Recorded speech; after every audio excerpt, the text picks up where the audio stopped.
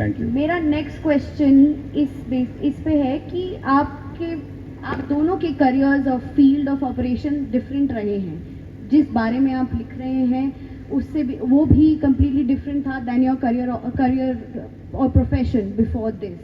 तो इस ट्रांजिशन के बारे में बात करते हैं कि आपने जब अपने करियर से एक रूटीन करियर से जब चेंज किया राइटिंग में, तो ये बहुत कॉन्शियस डिसीजन था, हमेशा से होने वाला था? What was the process and was it a struggle to change your profession at an age where you would probably need security more? देखिए, मैं अगर अपनी बात करूं तो मैं ये कहूँगा कि हमेशा से मन में ये था कि मैं करूँगा, ऐसा नहीं है। लेकिन हमेशा से ये मुझे पता था कि मैं जो अभी कर रहा हूँ वो नहीं करूँगा। तो और उसके लिए अपने 11-12 साल के करियर में मैंने बहुत सारे, मतलब जिस प्रोफेशन में मैं था, कॉर्पोरेट में, फिर सोशल वर्क कॉर्पोरेट में, तो बहुत सारे करियर ऑप्शंस मैंने चेंज किए। वो एक निगेटिव बात भी होती है किसी कॉर्पोरेट में अगर आप काम कर रहे हैं और बहुत जल्दी आप स्विच करें।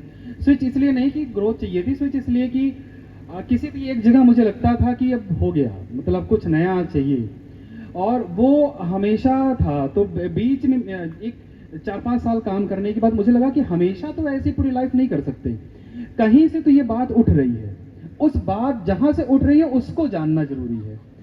Then I started reading this spiritual text, मतलब सारे टेक्सचर, चाहे वो भागवत गीता की बात करें, चाहे उपनिषद की बात करें। और मैं सिर्फ ये नहीं कहूँगा कि सनातन धर्म के जो शास्त्र हैं, मैंने बाइबल का भी अध्ययन किया है, मैंने कुरान का भी अध्ययन किया है, और बहुत सारे जो भारतीय संत हैं या बाहर के संत हैं, पर्शियन हैं या यूरोपियन है, रशियन है, उनको भी अध्ययन किया। तो धीरे धीरे एक इवोल्यूशन हुआ कि वही आपका मुख्य है, जो हॉलोनेस है उसी, फिर से वही बात है कि जो हॉलोनेस है उसी को समझना जरूरी है, और उसको जितना समझते जाएंगे फिर आपका प्रोफेशन फिर उसी हिसाब से सेट होता जाता है। तो मैं ये नहीं कहूँगा कि मैंने इसे कॉन्शियसली डिसीजन लिया, मैं कहूँगा कि मैंने जो रास्ता वो अपनाया, उस रास्ते ने मुझसे डिसीजन अपने आप करवाया कि मैं यहाँ तक इसको अपना प्रोफेशन बनाऊँ, चाहे राइटिंग को, चाहे पब्लिशिंग को, मैं यही करूँ, क्योंकि इसी में मुझे लगता है कि मुझे सुकून मिलता है। तो मैं आपसे यही बोलने वाली थी कि ऑब्जर्वेशन स्किल्स जो आपने अपनी लिखित में डाली है और लिखित में अपनी किताब लिखी है, तो ये आप चॉइस ऑफ टॉपिक भी शायद इसीलिए आया क्योंकि to fill that, to understand yourself is in an attempt to figure out what the hollowness means. Exactly. See, observation is all about only that thing कि आप कितना अपने आप को। अच्छा, एक और बात है, जैसे हम बहुत कॉमन, कई बार मैं मिलता हूँ लोगों से और बोलते हैं कि अच्छा इसमें आपने अपने थॉट्स लिखे होंगे, तो ये समझाना थोड़ा सा मुश्किल होता है कि विचार, थॉट्स अलग हैं और ऑब्जर्वेशन कंप्लीटली अलग है।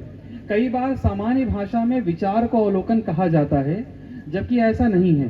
अवलोकन वो है जो विचार से थोड़ा सा आगे जाता है, जो विचार से परे जाता है, क्योंकि विचार में आपका अपना क्लिंगनेस रहता है, अपने ओपिनियन की एक अटैचमेंट रहती है। ऑब्जर्वेशन में आप उस अटैचमेंट को भी देखने की कोशिश करते हैं, तो जब उसको आप देखने की कोशिश करते हैं और आप उसे लिखते हैं, तो कहीं ना कहीं आप उससे एक कदम आगे बढ़ने की कोशिश करते हैं। विचार भी आपको सहायता देता है, लेकिन विचार ठीक वही आते हैं जैसे आप हैं, और अवलोकन वो चेंज करता है जो आप हैं। तो अवलोकन आपके होने को चेंज करता है और विचार आपके होने से आते हैं। तो विचार बाद की प्रक्रिया है, अवलोकन पहले की प्रक्रिया है।